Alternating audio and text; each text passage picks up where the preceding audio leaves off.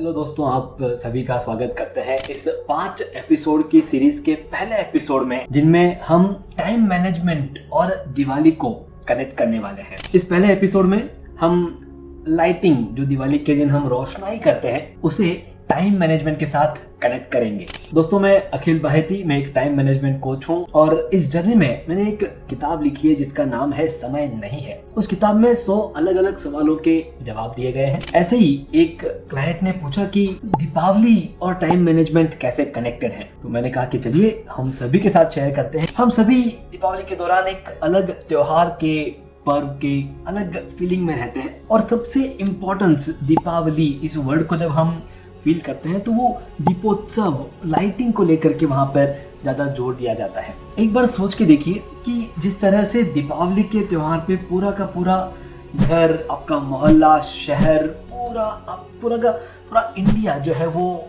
Illuminate हो जाता है। हमारे शेड्यूल में, हमारे लाइफ में इस इल्यूमिनेशन को हम कैसे कनेक्ट कर सकते हैं, उसके ऊपर बात करेंगे। दीपावली के दौरान एक नई बिगिनिंग होती है, उस नई बिगिनिंग को हम फील करते हैं। तो आज हम उसी नई बिगिनिंग के दौरान हमारे शेड्यूल की भी अगर कोई नई बिगिनिंग हो सके तो उस पर काम करने जा रहे हैं। इल्यूमिनेशन का पावर, दीपावली का पावर, लाइटिंग का पावर क्या होता है। अगर आप किसी अंधेरे कमरे में बैठे हैं तो आपको क्या दिख रहा है?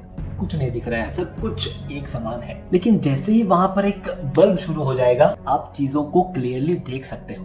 अब टाइम मैनेजमेंट में ये बल्ब कौन सा है? आप आपके रोजाना के काम पूरे कर रहे हैं, लेकिन आपको नहीं मालूम कि ये सारे काम पूरे करते हुए हम कहां पर पहुंचेंगे।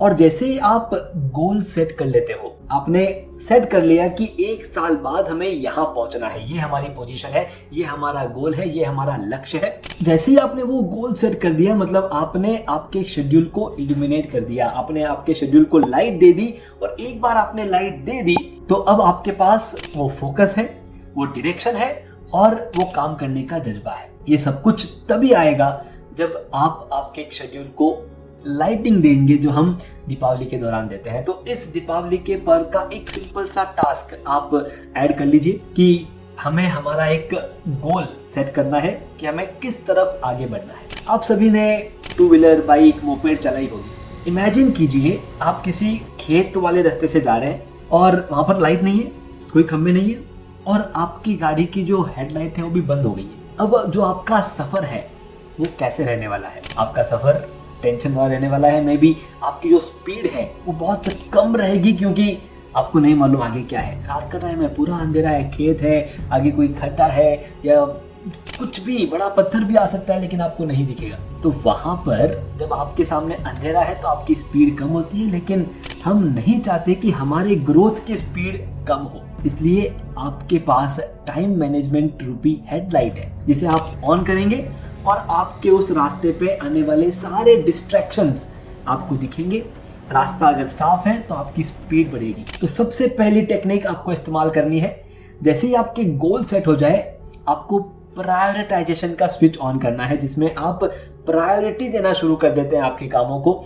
और उन प्रायोरिटी में वो काम पहले आते हैं जो आपके गोल की तरफ आगे बढ़ रहे हैं। जो ऑपरेशनल काम है, जो आज से 2 साल पहले भी आप कर रहे थे, उन कामों को थोड़ा सा आप नीचे रखेंगे प्रायोरिटी में, लेकिन उन कामों को ऊपर लेकर के आएंगे जिससे आपका गोल अचीव होगा। मे बी नए क्लाइंट को मिलना, मे बी फीडबैक कॉल्स करना कि हमने जो प्रोडक्ट दिया है, हमने जो सर्विसेज दी हैं, उसके क्या रिजल्ट्स हैं। ये सारे टास्क जो आपके गोल की तरफ आगे बढ़ते हैं वो आपके प्रायोरिटी में टॉप में आ जाएंगे। और अगर कहीं पर भी कोई डिस्ट्रैक्शन आ गया तो यही इल्यूमिनेशन, यही लाइटिंग आपकी हेल्प करेगी।